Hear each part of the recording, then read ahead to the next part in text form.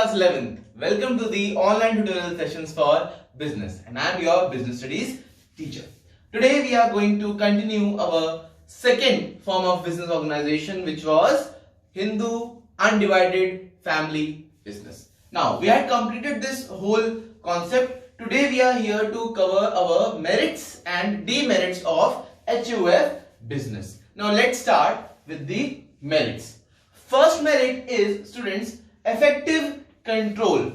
Yes, if one person, suppose I am the head of the family and I have got the full control, then it will be the most effective control ever in any business organization. If 2 or 3 are controlling the whole business, then there might be some conflicts. But if only one person is using his brains and he is controlling each and everything, then that will be the most effective type of business. How is it possible? Here is why. Centralized management in the hands of Karta helps in disciplined management. If one person is making the rule, then and all are following him, then that will be the most centralized method of management. Karta helps in disciplined management. The members have to follow the most eldest member, and that's why there is a disciplined management. Everyone respects him. Why? Because he is the most eldest person of the family. Now, this avoids conflict between the members.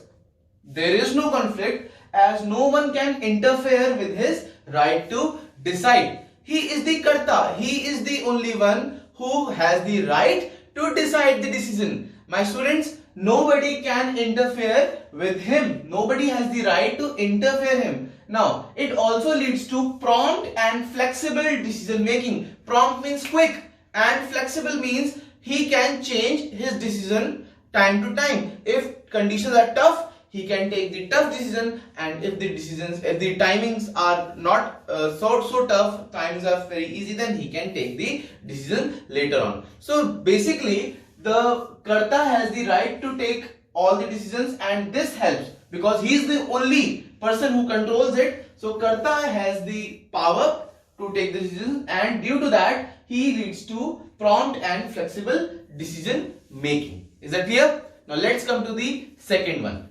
Second one is continued business existence. Now, death of Karta will not affect the business as the next eldest member will take up this position.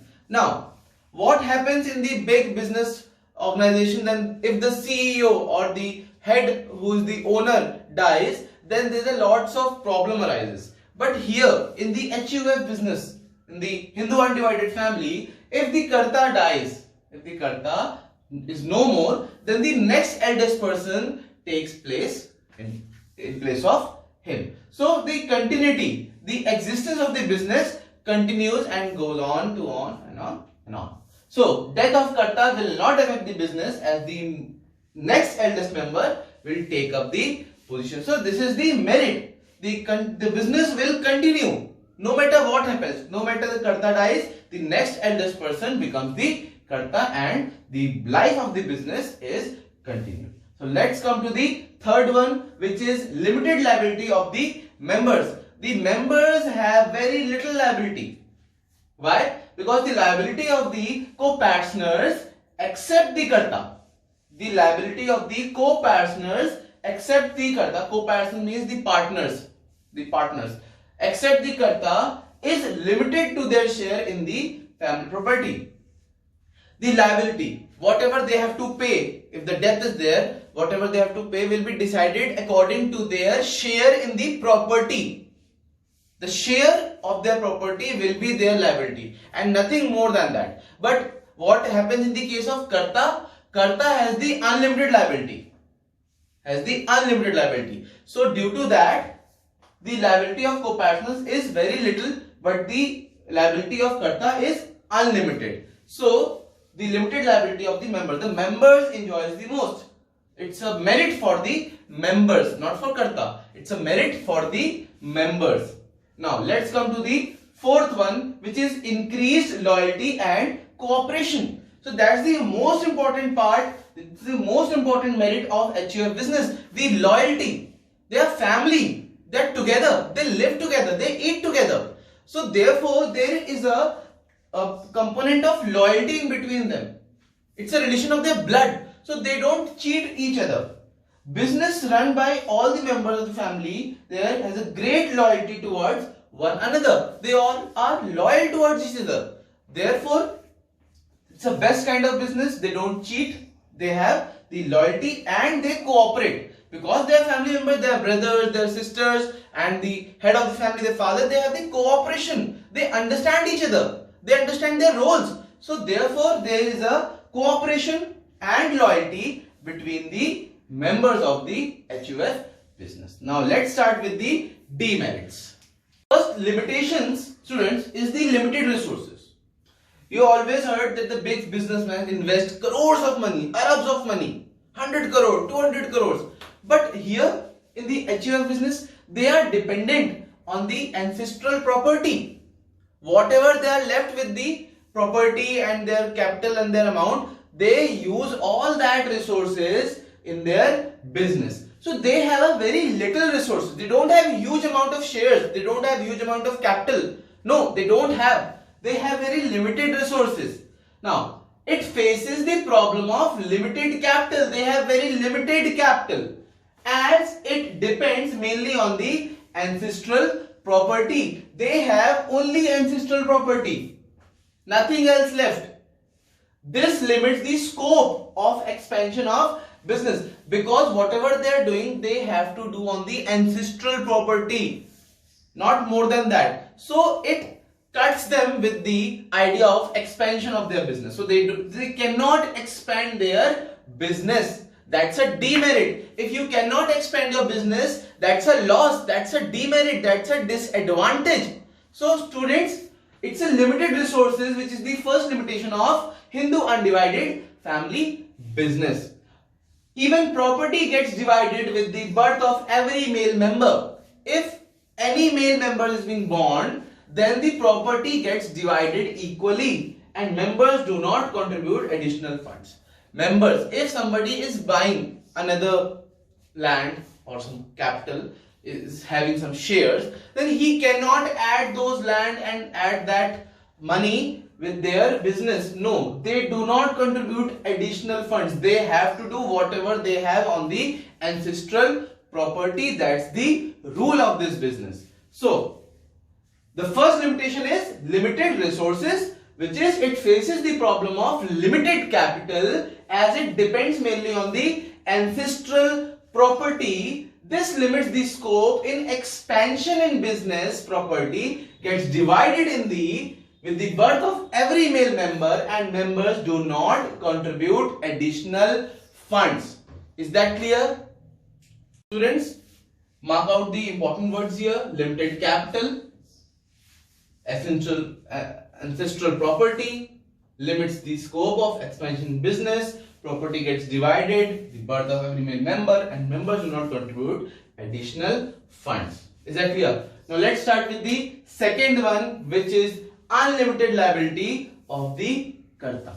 Now, here there was some merits for the members because it was limited liability. But in case of Karta, Karta has unlimited liability.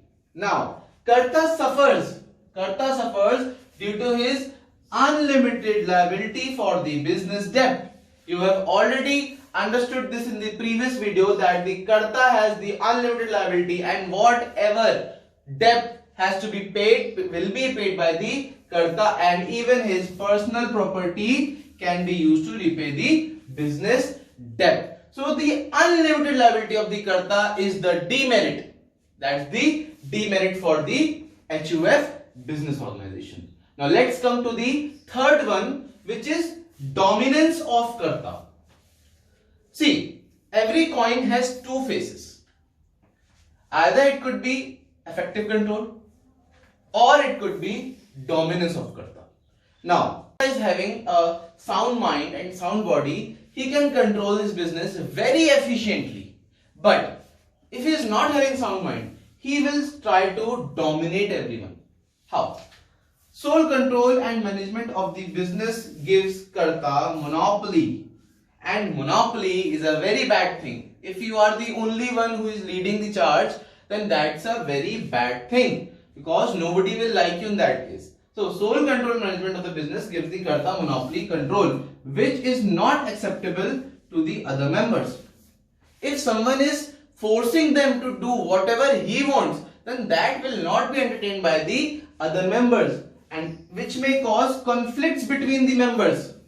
Obviously, if you are charging your own roles on the others, then there will be some conflicts between the members and will later lead to the breakdown of the family business unit.